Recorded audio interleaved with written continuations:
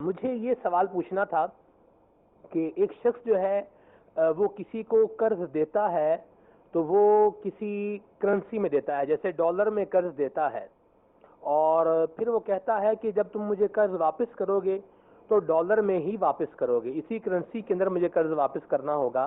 اور قرض دینے والے کا ارادہ یہ ہے کہ چونکہ اس کے ریٹ جو ہے وہ بڑھتے رہتے ہیں، ابھی اس کا ریٹ کم ہے، بعد میں اس کا ریٹ جو ہے وہ بڑھ جائے گا، میں نے تو 100 دیے ڈالر تو میں 100 ڈالر ہی لوں گا، لیکن جب میں وہ چینج کرواؤں گا تو مجھے اس کی رقم جو ہے وہ زیادہ مل جائے گی اگر ڈالر کے ریٹ بڑھ گئے تو۔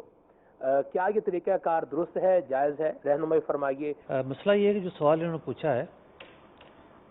اصولی طور پر تو ایسا ہی ہونا چاہیے، یعنی فقہاء کرام اس بات کو بیان کرتے ہیں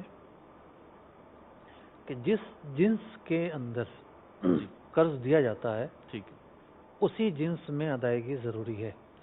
مثال کے طور پر کسی نے گندم قرض میں دیے تو وہ گندم ہی لے گا، یہ نہیں ہے کہ وہ جو کا یا باجرے کا تقاضا کرے۔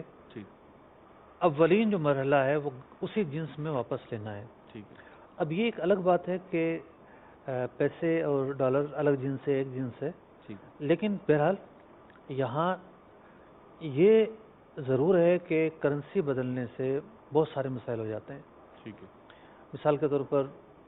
اس وقت اگر ڈالر چل رہا تھا 80 روپے کا، اور یہ لکھ لیا کہ جناب ٹھیک ہے 80 روپے کے حساب سے آپ نے اتنے لاکھ روپے قرضے میں لیے ہیں، اور 5 سال کے بعد جب اتنے پیسے لوٹانے لگا تو سامنے والے کو بڑا گرہ گزرتا ہے کہ ڈالر ہو چکا ہے 105 روپے کا، 106 روپے کا یا 7 کا۔ تو اگر وہ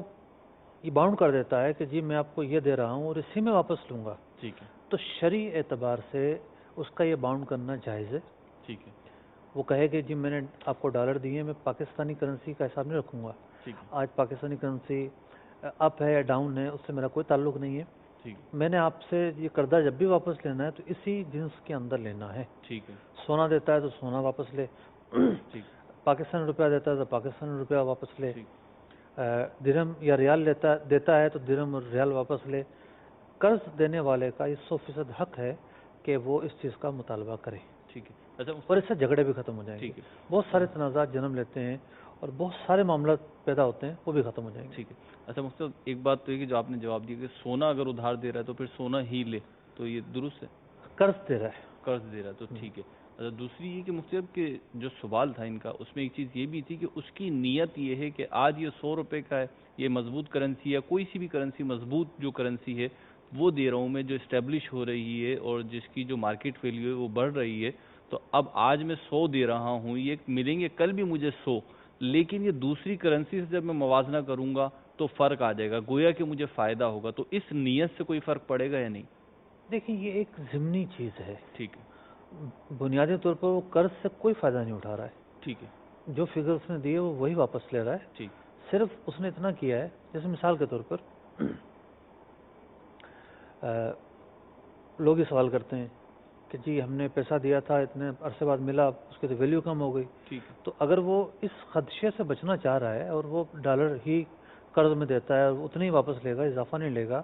یا وہ سونا دے دیتا ہے اور وہی واپس لیتا ہے اتنا جتنا دیا ہے، تو اس میں کوئی